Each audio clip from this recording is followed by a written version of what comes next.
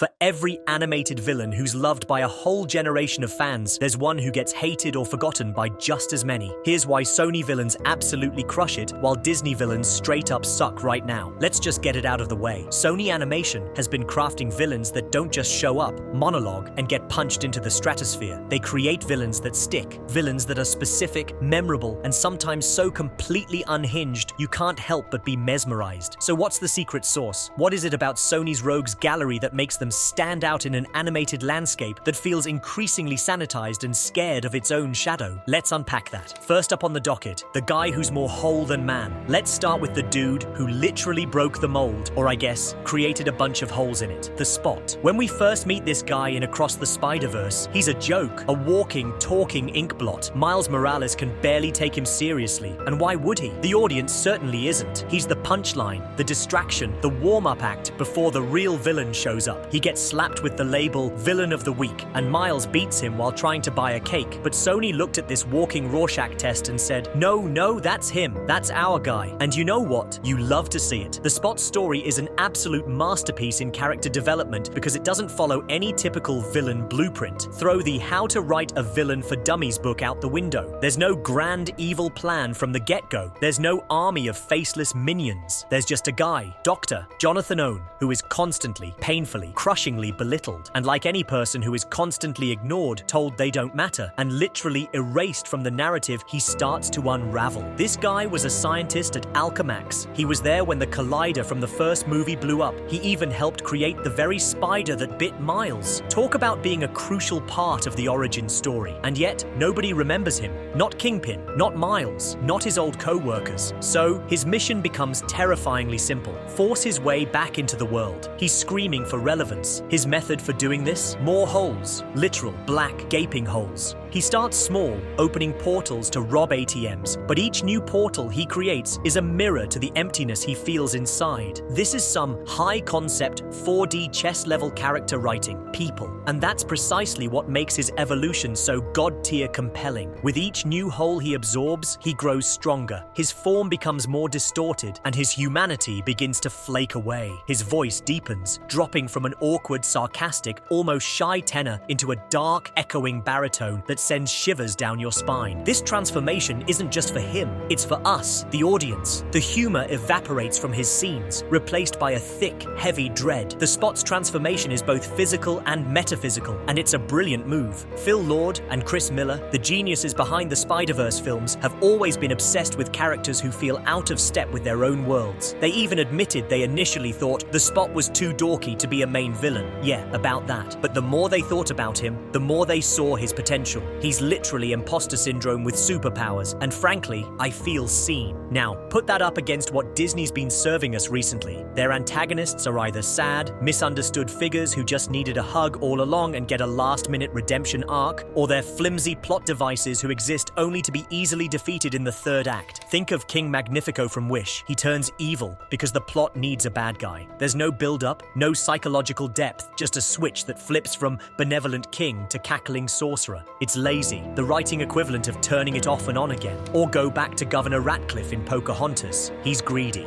Why? Because he is. That's it. There's zero room for genuine, terrifying menace with these guys. They're cardboard cutouts. And I can already hear the Disney execs going, but wait, what about our twist villains? Yeah, let's talk about those. The twist villain has become Disney's crutch, a trope so overused that audiences now spend the entire first act trying to guess which friendly side character is secretly going to be evil. It sacrifices the opportunity to build a truly imposing, ever-present threat for the sake of a cheap, gotcha moment that rarely holds up on a rewatch. But Sony gives us villains like the Spot, who carry real, tangible, psychological weight. He fundamentally affects Miles and the entire narrative because his rage is justified. He's mad that he was sidelined, and the movie rewards that rage with real, terrifying consequences. He becomes the central threat by refusing to let go of his pain, which perfectly mirrors the film's central theme. Miles refuses to accept the canon, the pre-written fate that says his father must must die. The Spot refuses to accept his fate as a forgotten nobody. Both characters are desperately trying to rewrite their own stories. One is reaching for freedom and family,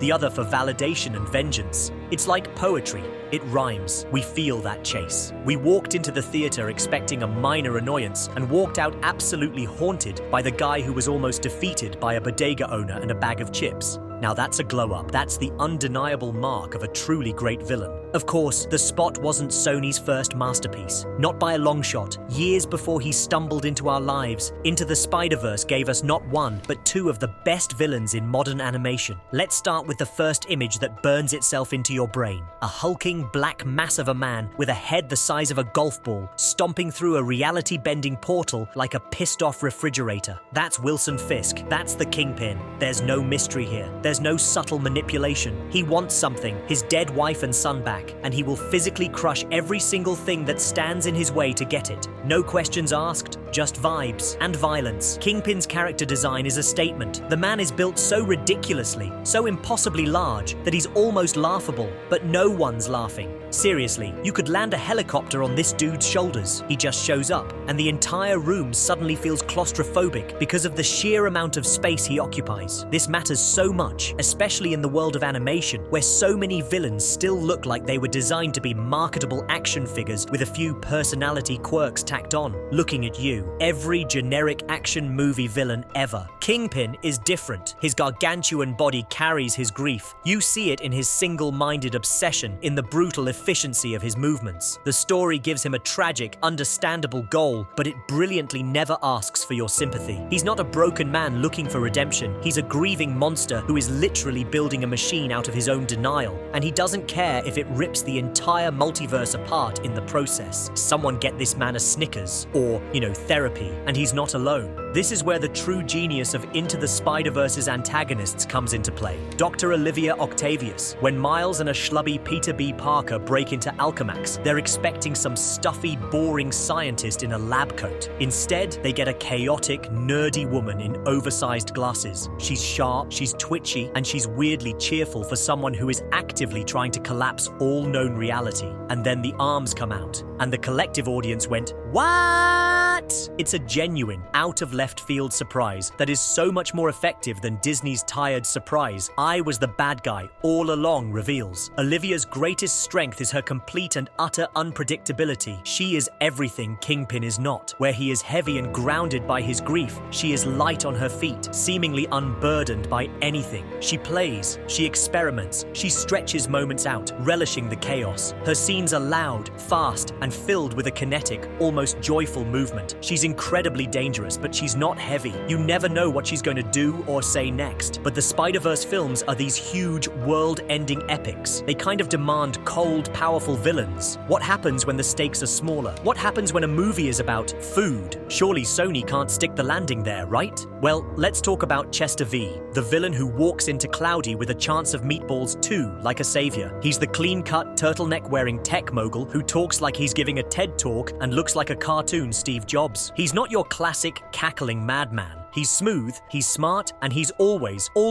in control. And that, my friends, is what makes him so unbelievably dangerous. As the CEO of LiveCorp, Chester V presents himself as a beacon of innovation and progress. Synergy, innovation. Other words he read in a pamphlet. His company is basically the Pixar of tech giants. Colorful, futuristic, and supposedly built around making the world a better place. But behind that friendly, minimalist branding is a man pathologically obsessed with control and credit. When he finds out that Flint Lockwood's food-making machine, the FLDSMDFR, is still active and creating sentient food creatures, he sees a product. He sees an opportunity to grab Flint's invention, patent it, and take all the glory for himself. He dangles Flint's dream job in front of him, invites him into his inner circle, strokes his ego, and systematically tries to separate him from his friends. This is some next-level gaslighting, people. The plan is to get Flint working for him, blind him with praise and the promise of being a great inventor, and then use his own machine to harvest the foodimals for mass-produced food bars. One of the things that makes Chester Fee so unforgettable is the way he turns every single moment into a performance. He speaks with big, deliberate hand gestures. He flashes a rehearsed, toothy smile.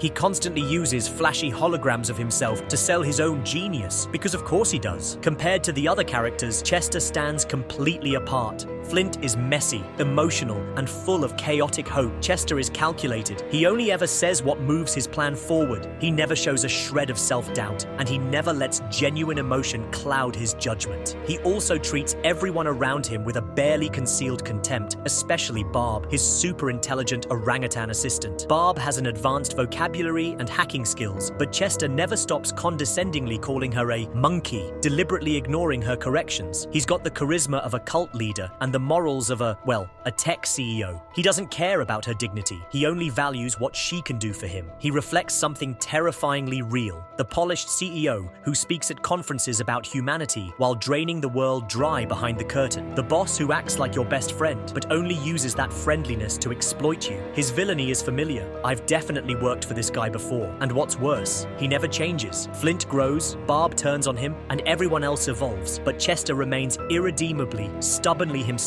right up to his delicious fudge-covered end. But what if the villain's just a local legend who really hates being outshined? Let's talk about Tank, the Shredder Evans from Surf's Up. This dude walks into every scene like he owns the ocean, and for a while, he basically did. He's the 9-time defending champion, the penguin everyone on Pengu Island watches at the big surf competition, the guy with a house full of trophies and an ego to match. This guy's ego has its own zip code. In Surf's Up, Tank isn't a villain in the classic sense. He doesn't want to destroy the island or take over the world. He just wants to stay famous, undefeated, and adored. His entire personality is built on flash and spectacle. From his genuinely creepy obsession with his 9 trophies, which he calls his ladies, to his constant flexing and self-aggrandizing, Tank lives for the spotlight. But before Tank, there was Big Z, a true surfing legend who was kind, grounded, and universally respected. Z was the soul of surfing, someone who surfed for the joy of it. But when Z disappeared and was presumed dead, Tank filled the power vacuum. And where Z inspired, Tank merely entertained. Where Z had humility, Tank had pure, uncut bravado. His whole persona is built on the ruins of someone greater, and he shows zero respect for the legend that came before him.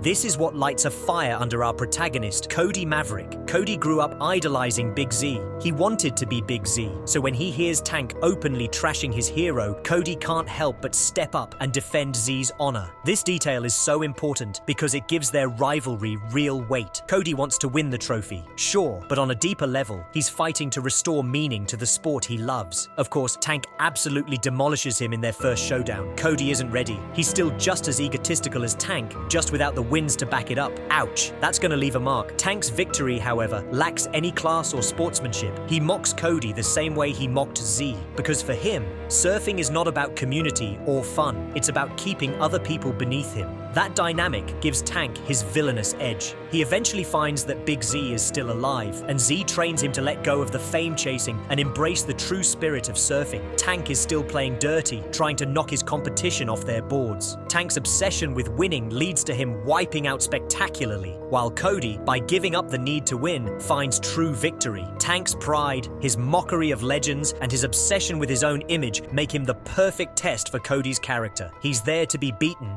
yes, but more importantly, he's there to be outgrown. Chef's kiss, no notes. So, where does that leave Disney? Let's look at Aelio. The main antagonist is Lord Commander Gregan, described as a warmongering and wrathful ruler who commits massacres and genocide. Okay, so he's not winning any Father of the Year awards. He sounds intense. He even claims to have eaten his own mother during childbirth, which is a choice. That's one way to make an impression at the intergalactic potluck. But then, he's also a kind, loving, and caring father to his son Glorden. Wait, a twist? But is it a good twist? This is where the Disney/Pixar formula starts to show its seams. On the surface, this creates complexity. A ruthless warlord with a soft spot for his kid, but it feels dangerously close to the misunderstood villain trope they've leaned on so heavily. His love for his son is ultimately what stops his rampage and makes him give up his conquering ways. Compare that to Kingpin. Kingpin's love for his family is the very thing that fuels his evil. With Gregon, it sounds like his love is the off switch for his villainy. It could be a powerful story about a father's love, but it also runs the risk of defanging him as a genuine threat. This is the core of the problem. Disney seems to have lost its nerve. They've traded in the iconic, unapologetic evil of characters like Maleficent, Ursula, and Scar for a rotating door of surprise villains who lack presence and misunderstood antagonists who lack bite. Group hug. Turns out the guy trying to destroy the world just needed a friend. They're so focused on subverting expectations that they've forgotten how to meet them. Sony, on the other hand, understands. They know that a great villain doesn't have to be redeemable. They have to be compelling. They need psychological depth like the Spot. They need dynamic presence like Kingpin and Doc Ock. They need to represent a real insidious idea like Chester V. Or they need to be the perfect thematic mirror for the hero like Tank Evans. Their villains feel dangerous, memorable, and absolutely essential to their stories. They aren't just obstacles. They are the catalysts, the dark reflections, the driving forces that push heroes to become who they're meant to be. So the final takeaway is, try harder, Disney. Sony is running the tables. They're not afraid to let their villains be truly, deeply villainous, and their movies are infinitely better for it. Game, set, match.